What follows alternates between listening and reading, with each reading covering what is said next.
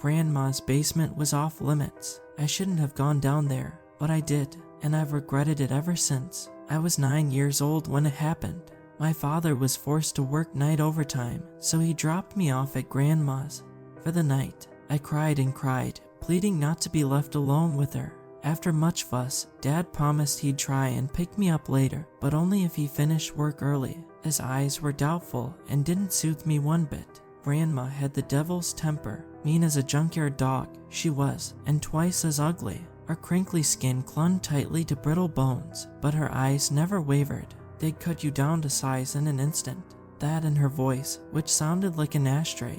"Go fetch my walker," she ordered from her spot on the couch the moment I arrived, "and a cold root beer from the fridge while you're at it." I did. When I returned, she was snoring. Drops of drool decorated her furrowed face. I didn't want to disturb her. I wouldn't dare, so I left the walker leaning against the couch and placed the soda on the coffee table next to the remote control. Her home was stuffy and dungeon dark, with boxes of junk lining the flowery walls like ivory towers. I didn't have a cell phone or iPad, and her computer was ancient. There was one TV, and it was so loud my ears were bleeding. My grandmother had no pets nor friends to speak of. Ugh, even her food sucked. I didn't know what to do, so I changed the channel. Big mistake. "How dare you?" she snapped like a crocodile. I was watching CNN.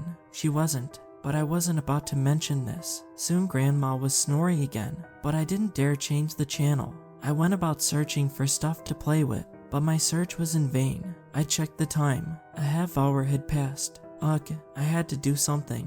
Anything. There was only one place I could think of. One place left unexplored, the basement. But I'd been warned, never go down there, period. But what choice did I have? Besides, I was young and naive. Being carved up and killed was way beyond my comprehension. 9-year-olds don't get murdered by their grandmothers. Even in horror movies, they don't. The door creaked open, seemingly on its own. I tiptoed towards the edge of the stairs and peered down.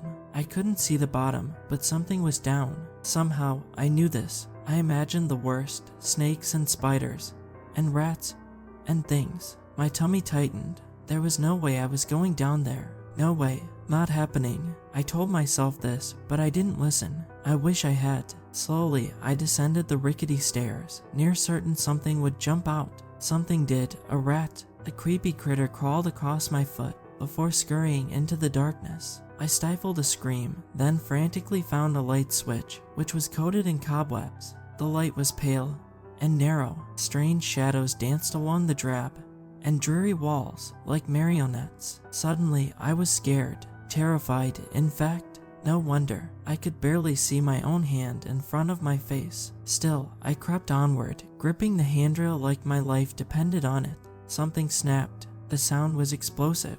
I froze. My mind went into overdrive. I feared the worst, that Grandma was standing at the top of the stairs, smiling with bad intentions. I turned to check.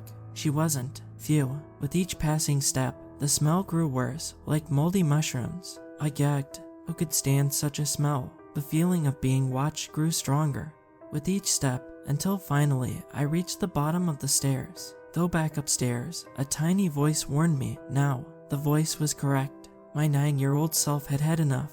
I turned, ready to charge upstairs, when the door slammed shut. I gulped. For a moment, time stood still. The air was moist and thick. A bad taste was forming in my mouth. The idea that I was trapped in the basement was gnawing at me, but still I soldered on. It's just a basement, I told myself.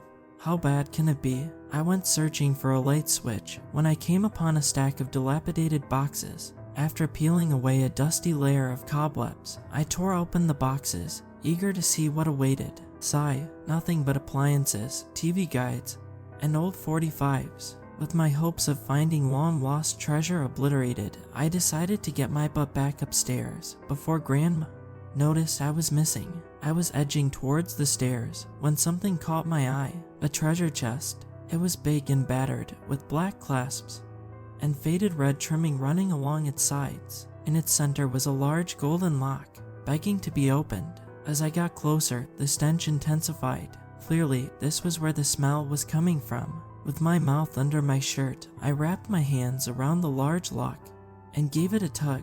It wouldn't budge. Not to be deterred, I kicked the lock with the heel of my foot. It worked. The chest popped open. As the dust settled, horror stole my heart. My mind bent in all the wrong places. This made no sense. No sense at all. Must be fake. But there it was, staring me in the face. Fingers, wormy and shriveled.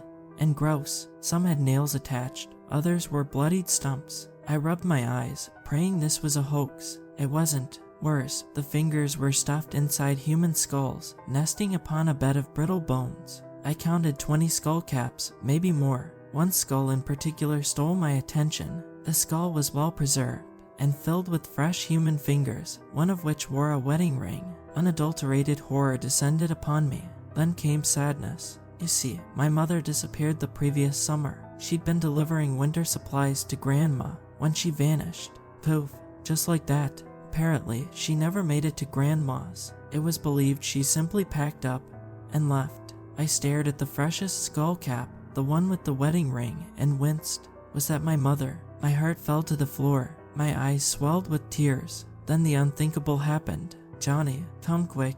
Grandma. My heart leapt inside my throat. I nearly choked. Then without thinking, I darted upstairs. The door wouldn't budge. I kicked and clawed, pulled and prodded with all my might. Johnny, Grandma's voice quivered. Come quick. I'm hungry. I took a deep breath, then tried again. Nothing. Without warning, the one and only light flicked off, and a deep darkness fell upon me. Then a terrible thought arrived. I hadn't closed the chest. She'll know. Johnny, too late now. I cranked the door handle with everything I had. Click. It opened. When I returned to the living room, Grandma was wielding a razor-sharp knife. Her eyes were oceans of murder. You shouldn't have gone down there, Johnny. I tried to say something, anything, but failed. What in God's green earth am I to do with you? Using the switchblade knife, she patted the seat next to her on the Chesterfield. I couldn't resist. Her eyes were tractor beams, pulling me closer. The moment I sat down, her icy fingers roped around my wrist. The knife kissed my throat. Don't move. With alarming speed, she produced a roll of duct tape from the closet. This will only hurt for a minute. I regarded the steely knife and gulped. I was terrified. My heart was pounding through my t-shirt. I didn't want to die a gruesome death. No way, but I didn't dare budge. Grandma rolled up her sleeves, then cut a long piece of tape. The knife cut effortlessly. She sat next to me, clutching both knife and tape. It should never have come to this, Johnny, but just then, headlights splashed across the drapes, and a car pulled into the driveway. Daddy, my grandmother winced, but the knife never wavered. I leapt from the couch and rushed outside, greeting my dad with open arms. He poked his head inside and said goodbye. Grandma smiled politely, but her eyes were ablaze. The knife and tape disappeared. On the way home, I asked my father about Mom. He talked about the day they'd met, a story I'll never get sick of hearing. His voice quivered as he spoke. I wanted to bring up Grandma, her box of fingers and skulls, her knife and tape, but I didn't. Something in her eyes warned me not to. Grandma died later that year. Father cleared the house before selling it. No one was allowed to help.